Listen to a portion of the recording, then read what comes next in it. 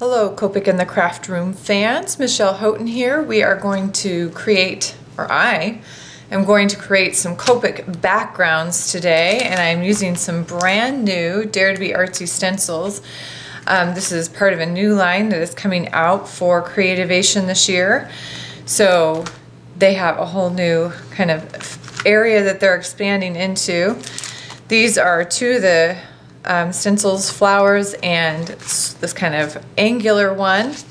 I just wanted to show you a couple different things that you guys can do with stencils and Copic markers. And some of you are probably familiar with some of these techniques, and to some of you this may be news. So I'm going to create some backgrounds just on larger sheets of paper that I can use on cards in days to come.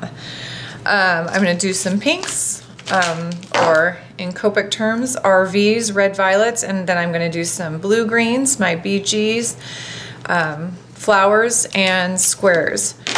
The first part is going to be done with my Copic ABS, which is an airbrush system. I do have a couple videos on the Copic in the Craft Room talking about how to set this up and how to run this and troubleshoot a little bit.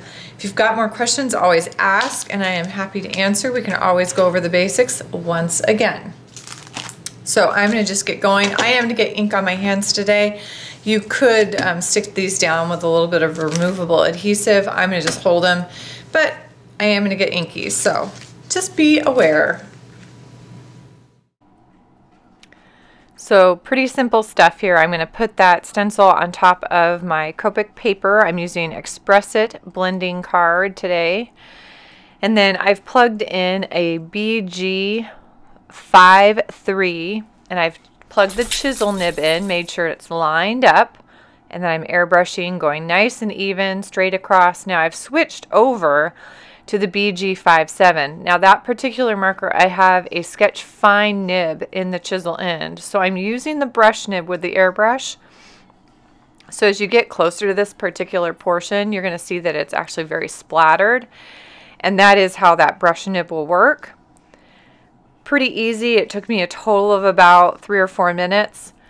On my second stencil, I'm plugging in a darker RV, RV19, and going over the centers of the flowers, and then I switch and go to RV42, which is this really pretty kind of peachy color, and I'm going over the edges and around. So then I've got these stencils that are all inky, which doesn't really matter unless I'm coming back and don't want these colors to transfer onto something else. Now with water-based mist, which most of your misters are water-based, you just run these under water. That is not going to touch this because it's Copic, and so you actually would have to clean them with alcohol solution or your Color of Splendor. If you're truly just going to clean them off, I'd recommend the alcohol solution. But there's one other option. So I can place this on a separate sheet of white paper and use a little bit. This is a mister and it's got Colorless Blender in it. Just going to mist that on some paper towel, and then I am going to, holding this down,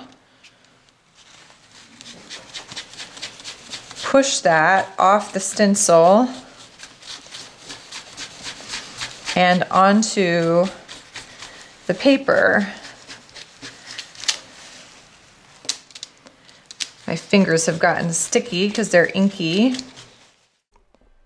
So I'm starting from the center of the flowers and working out. I get my paper towel wet a couple different times just to kind of keep it moving. I'm going to get it wet one more time, and then I'm going to come back and work on those lighter areas. And at this point, I can kind of do some circular motion. I'm focusing on pulling that ink inward, so it's not all going outside the stencil, but inward. But you can tell the stencil is actually fairly clean, and I've got this really pretty washed version of that stencil. So my second stencil, I'm going to do the exact same process. There is not as much ink on this stencil, so you'll see pretty quickly what effect that has. Clean stencil, very, very subtle. There was not as much ink on this particular stencil. And then you know the rule that we talk about in certification classes about clean hands. This is a perfect example why clean hands are fairly important. So I have the residual of my RV markers left on my hands and some of the BGs, but this time as I was holding down the stencil, it re-liquefied some of that ink on my fingers. I've got fingerprints now of my RV kind of bleeding into my BGs, but that is what it is. Again, I would probably only use portions of these anyway, but it gives me 4 quick, easy backgrounds that now can set to the side and be ready for card making later on. I really do appreciate you joining me this week on Copic in the Craft Room. Fun, easy tutorial this week. We'll come back with some more coloring next week. If you have not had a chance, please follow my channel, and that way you get this in your inbox each week. Also, make sure to check out my blog at www.scrapweaver.com, or check me out on Facebook over at Copic in the Craft Room. Just so you're aware, there are some new Copic classes opening up in Ankeny, Iowa, and in Minneapolis, Minnesota. I am going to be putting on some Copic coloring weekends, and you can check out all the information either on that Facebook site or on my personal blog. Registration is open for both of those weekends. Thank you so much for joining me this week. Have a happy, colorful week.